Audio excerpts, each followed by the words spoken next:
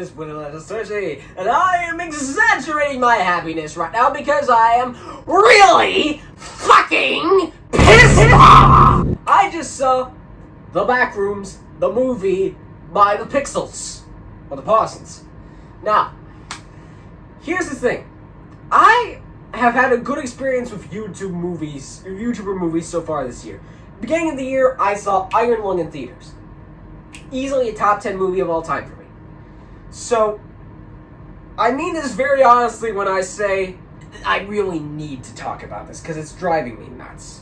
I am putting off, I paid over $100 fucking for this.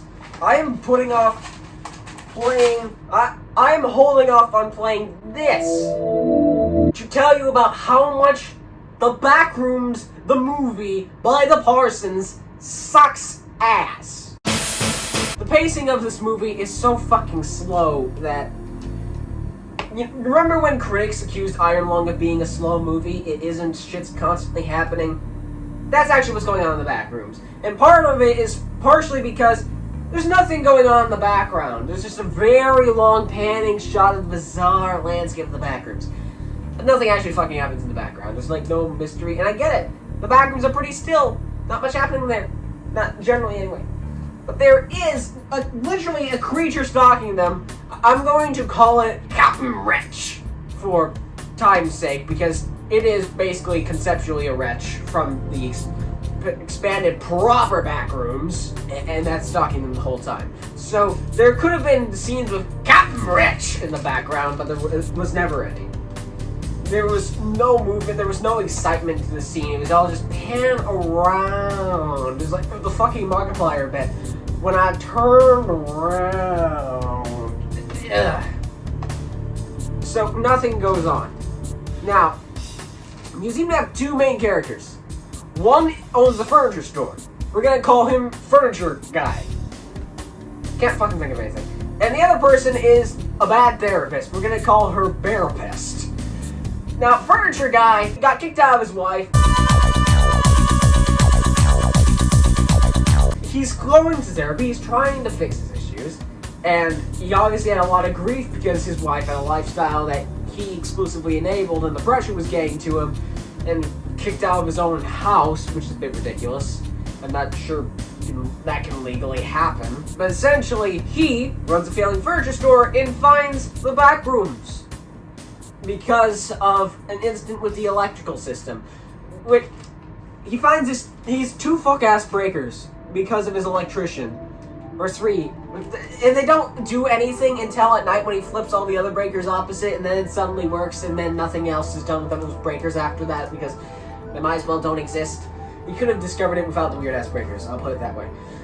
So he goes into the Backrooms, gets a bit lost, comes back, and gets chased by something. He gets noticed by ASIC. That means fucking nothing. It won't come up again except for a single photograph. But the point is that he discovers the Backrooms and goes to tell his therapist about it. He's like, hey, I found this fucking bullshit. I don't have anyone else to tell this. His therapist is doubtful. He's drawn a map. So he goes to get his employees who helped him build this fucking ad that failed earlier. So one is high on pot. The other is kind of a scaredy girl. But the point is, they seem relatively sensible.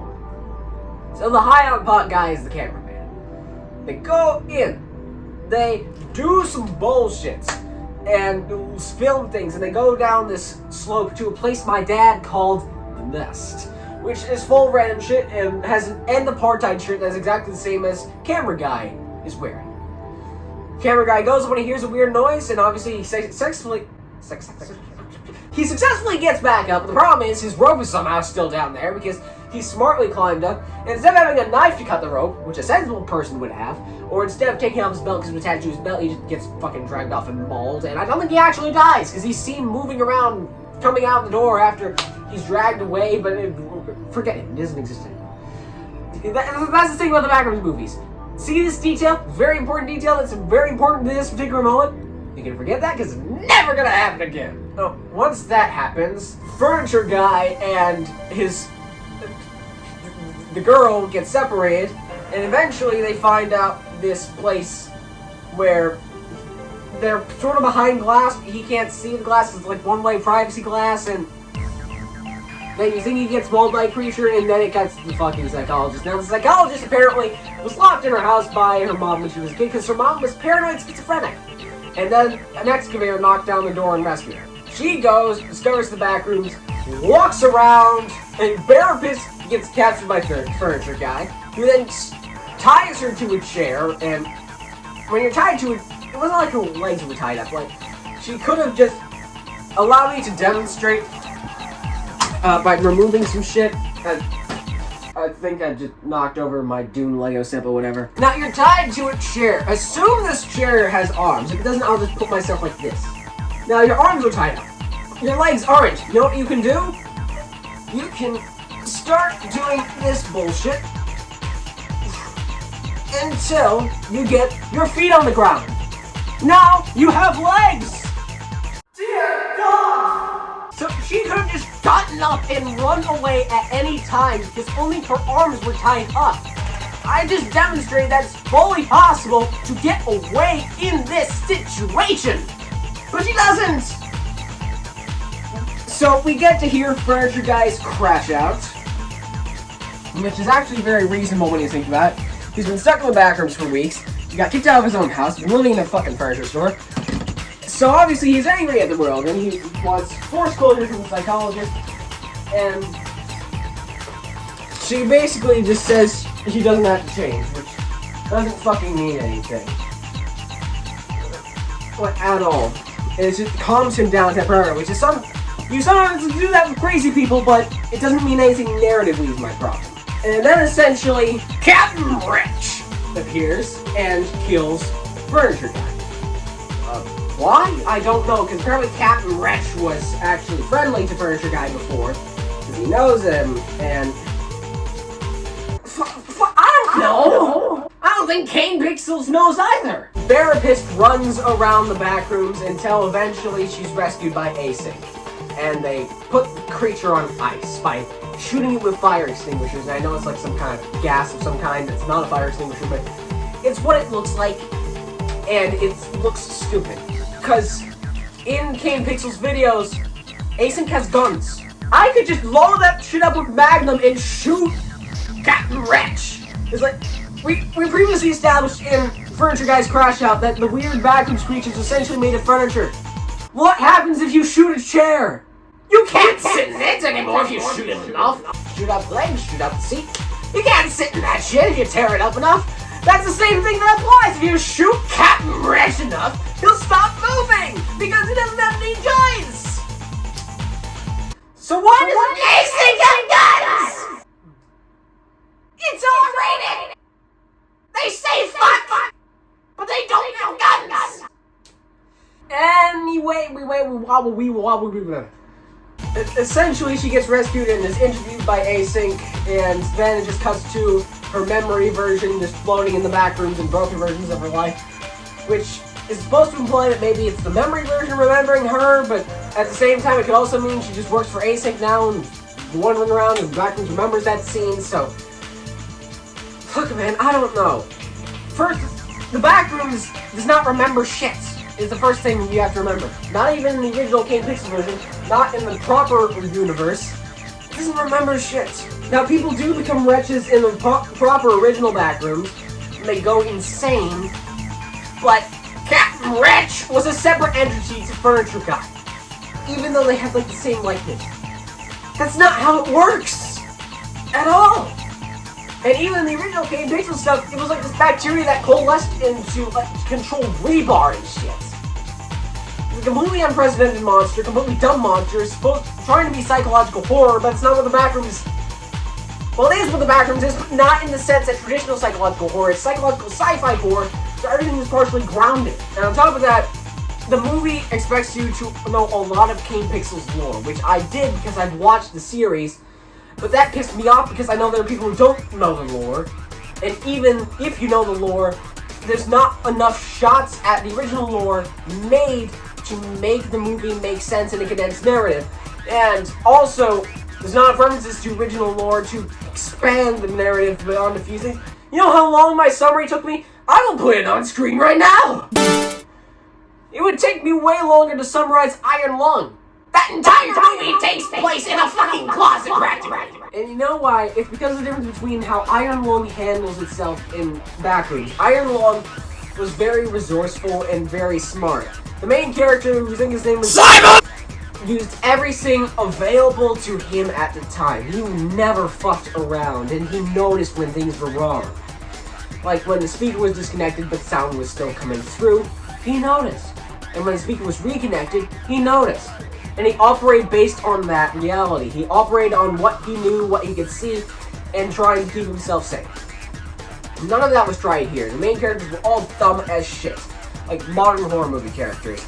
And part of the problem is Atomic Monster was involved in this production. They're partially behind a lot of shitty horror movies that came out recently. Within the past, like, 10 years.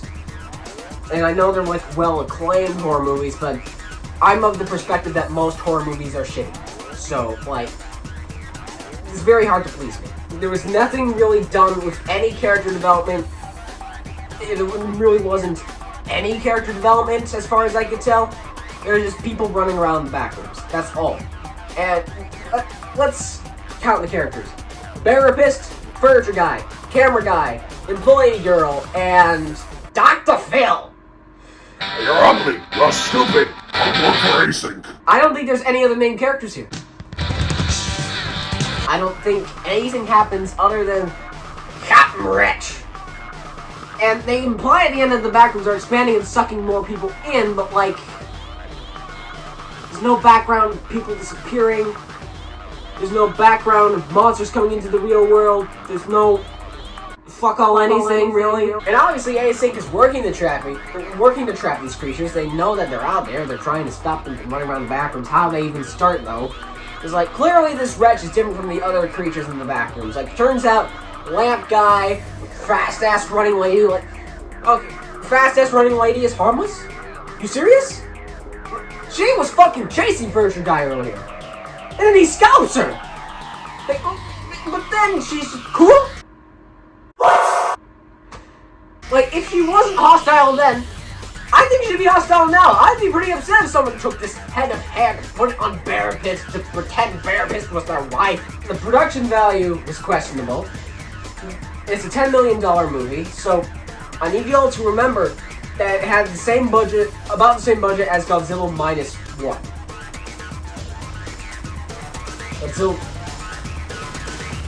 Godzilla Minus, you know, the good Godzilla, the good Japanese Godzilla that came out a few years ago, the really cool one, where he was really playing at Godzilla. That one, I'll put it on screen, because I can't fucking fully remember the name, because the fucking MonsterVerse movies have poisoned me.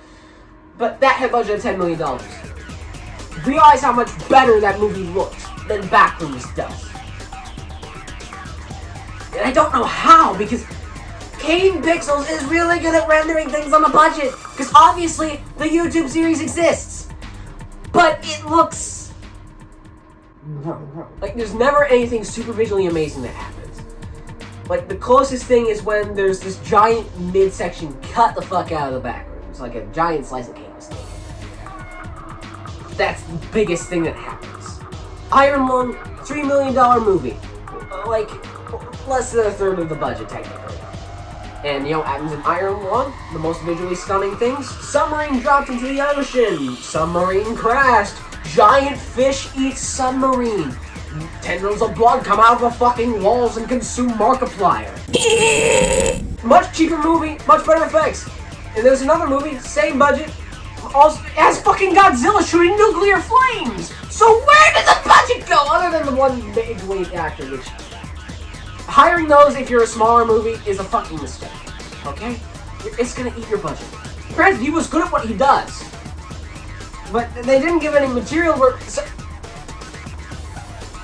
I don't know what I'm complaining about, or what order to complain about with the Backrooms movie. Because it's a mess. It's 2 out of 10 for effort. It's a single point for effort, otherwise it'd be a 1 out of 10. Because the Backrooms performs a sin that I think I've talked about on my channel before, during multi-game reviews on YouTube, which has yet to make it to Glomble, so Glomblers, I'm really sorry. Because, well, it's coming, but it's not here yet. I will re-upload that here, so you can have, like, my full YouTube catalog. The point is, what I said about this game on PS1 called Shadow Master is it creates the ultimate sin of entertainment. It is boring. It is not fun in its badness. You can't point and laugh at it and enjoy pointing and laughing. It is simply mediocre to the point that the only way to have fun is to stop engaging with it and turn the fucking game off. That is how I feel about the Backrooms movie. There's no way to watch it in a way that is fun. And obviously, the movie exists. You can watch it. But there's no way to gain ironic enjoyment from the absurd things that happen. There's no way to gain genuine enjoyment from the good things that happen. It's just there. It's something that, if you choose to engage with, all that will occur is you will lose 2 hours of your life. Which I did, and it pisses me off because I have to get up for the SATs tomorrow. After Iron Lung, I expected way better from a YouTuber movie. Finally have some fucking sour candy. I deserve this shit.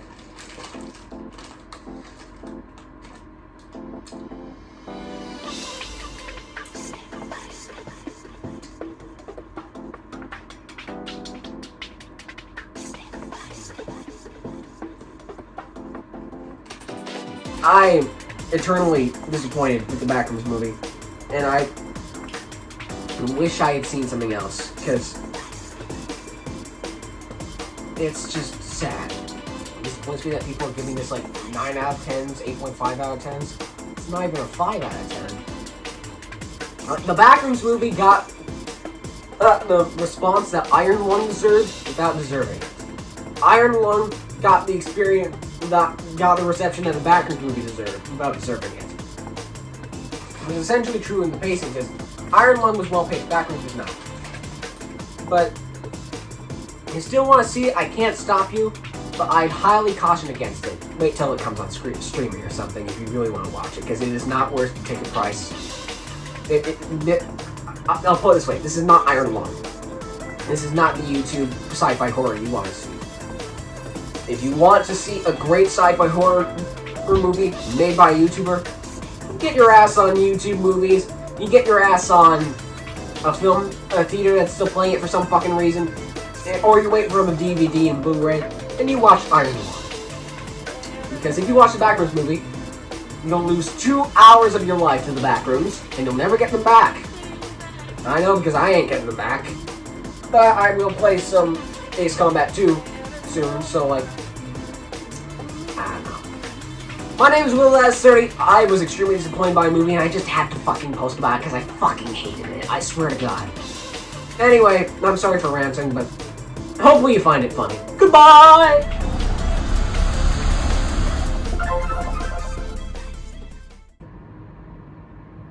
No, that's not right. He got kicked out by his wife because he's an alcoholic.